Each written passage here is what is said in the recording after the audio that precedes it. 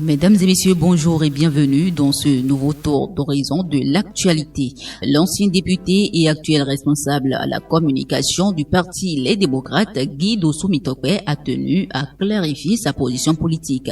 Dans une déclaration relayée sur les réseaux sociaux, il a formellement démenti toute adhésion à la mouvance présidentielle. Selon lui, aucune action récente ne traduit un rapprochement avec le pouvoir en place. Ces prises de position, parfois interprétées comme un signe de ralliement, révèlent uniquement de son droit à la liberté d'expression et de son analyse personnelle à l'actualité nationale. Guy Mitope insiste par ailleurs sur le fait que son avenir politique ne saurait être décidé de manière individuelle. Il réaffirme son appartenance au parti Les Démocrates et précise que toute adhésion de son engagement dépendra exclusivement des orientations et décisions de sa formation politique. Cette sortie vise à lever toute ambiguïté autour de son positionnement dans un contexte où les débats politiques s'intensifient à l'approche de la présidentielle de 2026.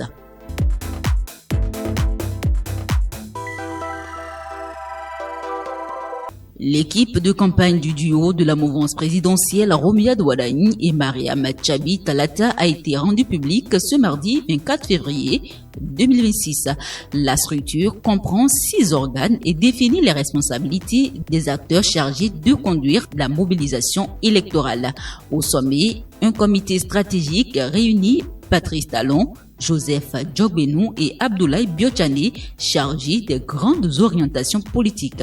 La coordination nationale composée de 15 personnalités rassemble des figures telles que Lucas Troko, Orden Ladati, Akhenatonde, Barthélémy Kassa, Chantal Aï et le ministre Benoît Dato. À sa tête, Hassan Seibou, désigné directeur de campagne, supervise les coordinations de 24 circonscriptions électorales, chacune confiée à 2 coordonnateurs. 3 comités techniques complètent le dispositif, un comité média avec Eloge Nanga, un comité logistique et matériel au siège Orden Aladati et un comité finance incluant William Tchekpe. Avec cette organisation, le duo Wadaïn Talata, favori de la mouvance présidentielle, dispose d'une équipe structurée pour piloter la campagne face au tandem des forces Kori pour un Bénin émergent FCBE, Paul Rompé et Roch Mouanou.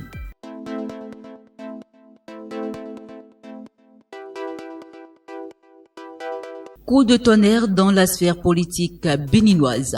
Bertin Kouovi a annoncé le lundi 23 février 2026 sa démission du bloc républicain. Cette décision intervient après une série de sanctions disciplinaires prononcées par le bureau exécutif qui l'avait suspendu de toute activité pour 1 an et déclaré son inéligibilité à tout poste de responsabilité pendant 3 ans. Le parti reprochait à l'ancien ministre et vice-président du bloc républicain des prises de position publiques jugées personnelles et contraires à la ligne officielle. En réponse, Kouovi affirme qu'un parti politique doit défendre les intérêts et la dignité de ses militants et non se réduire à un simple club électoral.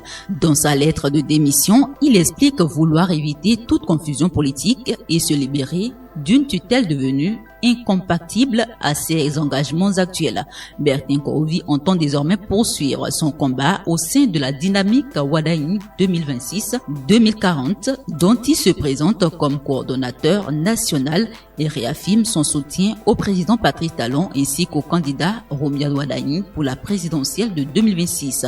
Toutefois, il insiste sur le fait que cette rupture ne doit être perçue comme une animosité. Kouovi assure que sa proximité humaine avec les membres du bloc républicain demeure intacte et n'exclut pas une collaboration future lorsque l'intérêt supérieur du Bénin l'exigera.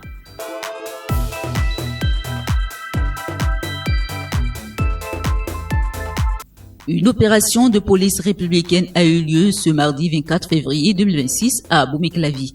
Le commissariat de l'arrondissement central a démantelé un kiosque clandestin utilisé pour la vente et la consommation de produits psychotropes, notamment du tramadol. 5 personnes, dont le propriétaire du kiosque, ont été arrêtées. Selon les informations, les trafiquants dissimulaient les substances de manière ingénieuse. Certaines étaient dissoutes dans du café servi aux clients, d'autres réduites en poudre et cachées dans des boîtes de café vides ou dans des recoins du kiosque. La perquisition a permis de saisir 12 comprimés de tramadol dissimulés dans un emballage de cigarettes et dans le plafond du kiosque, ainsi que 6 boîtes contenant des poudres et des feuilles séchées moulues. Les personnes arrêtées et les produits saisis ont été conduits pour les besoins d'enquête.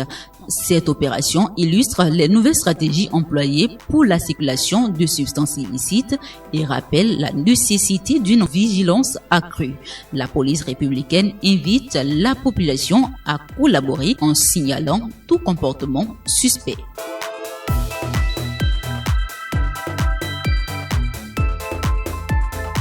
Une importante saisie de munitions a été réalisée à Kaswala, dans la commune de Tchaourou, grâce à une opération conjointe entre le commissariat frontalier de police et le poste de douane. Les agents ont découvert 500 cartouches de calibre 12 soigneusement dissimulées, dont 2 cartons transportés sur une moto de marque Bajaj. 2 individus, un conducteur de taxi et un motocycliste, ont été interpellés, mais le conducteur de la moto, qui se faisait passer pour interprète de son coéquipier, a pris la fuite. Les recherches se poursuivent pour le retrouver. Cette opération s'inscrit dans le cadre des instructions de la hiérarchie policière imposant une fouille systématique des véhicules et moyens de transport. Elle illustre la coopération efficace entre la police républicaine et les douanes dans la lutte contre le trafic d'armes et la sécurisation des zones frontalières du Bénin.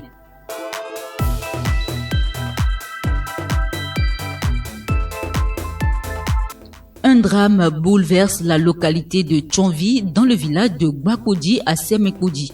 Le lundi 23 février 2026, un nourrisson a été retrouvé égorgé dans une chambre, plongeant les habitants dans la stupeur. Selon les premiers témoignages, la nourrice aurait laissé l'enfant seul quelques instants pour effectuer une course rapide. À son retour, elle a découvert le corps sans vie du bébé aux côtés de l'arme blanche utilisée pour commettre le forfait. Le présumé auteur de ces crimes reste pour l'heure introuvable. Alertée, la police républicaine s'est immédiatement rendue sur les lieux et a ouvert une enquête afin de faire toute la lumière sur ce drame.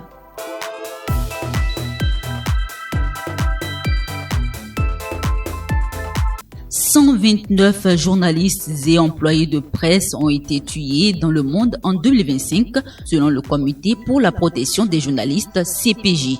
Ce chiffre, le plus élevé jamais enregistré par l'ONG, illustre les dangers croissants auxquels sont confrontés les professionnels des médias. La guerre dans la bande de Gaza a été la zone la plus meurtrière, avec 86 journalistes tués, principalement palestiniens. L'Ukraine et le Soudan figurent également parmi les pays les plus touchés, avec respectivement 4 et 9 morts recensés. Le CPJ souligne que ces bilans ne concernent que les décès liés à l'exercice de la profession ou jugés plausibles. L'organisation rappelle aussi que de nombreux journalistes restent emprisonnés ou portés disparus, confirmant que 2025 a été une année particulièrement difficile pour la liberté de la presse. Fin du condensé de l'actualité. Merci de votre aimable attention. À demain pour un nouveau tour d'horizon de l'actualité.